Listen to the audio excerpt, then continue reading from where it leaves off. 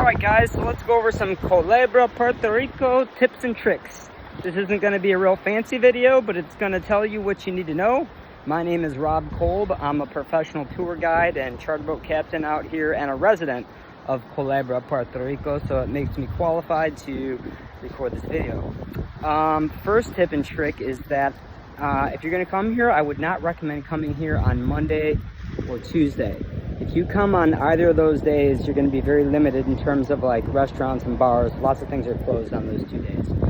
The next tip is if you're going to come here and you really want to explore the island, you're going to need to get at least a golf cart. This island is small, but it's not that small.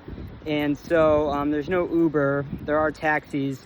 If you want to get from like Flamingo Beach to like the ferry or the airstrip, you're going to be okay, but otherwise maybe not.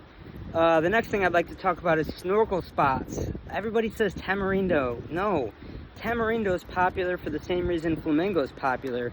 It's accessibility. You can drive there. There's a parking lot. If you want, there's no reefs. Not really. It's seagrass, so it's good for sea turtles and rays, but that's about it. The best reefs around the island are Tamarindo Grande and Carlos Rosario. To get to either of those two reefs, there is a trail at the Flamingo Beach parking lot that you can hike. It's not a well-defined trail. It's a little rough. You're going to want proper footwear and proper clothes. You might be going through some thorns, and it's definitely rocky, and it takes a while. It's maybe a 30-minute hike, so I would go there by boat if you can.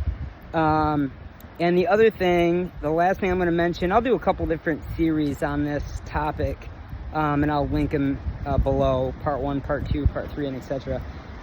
If you can go to one of the other surrounding islands, Culebra has 3 surrounding islands: Luis Pina, Cayo Norte, and Culebrita. If you have the time, I would definitely recommend going to Culebrita. Tortuga is the most amazing beach I've ever seen in my life, and I think it by far surpasses Flamingo. The reason that Flamingo is so popular is, again, its accessibility. You can drive there. You can rent beach items, and you can get food, and there's restrooms, where Culebrita is completely uninhabited. But in terms of beauty, there's no doubt about it. Tortuga is unbelievable. So those are the tips and tricks for today. Again, I'm going to continue to make these. Check out my YouTube page. I also own and operate Culebra itineraries. If you're coming to Culebra, if you're coming to Puerto Rico, make sure you visit us out here. It's a great island. You do have to know some tips and tricks. You have to know what you're doing. But overall, if you're diligent and you do some planning, you're going to have an amazing time on this amazing island. All right, guys, Captain Rob out.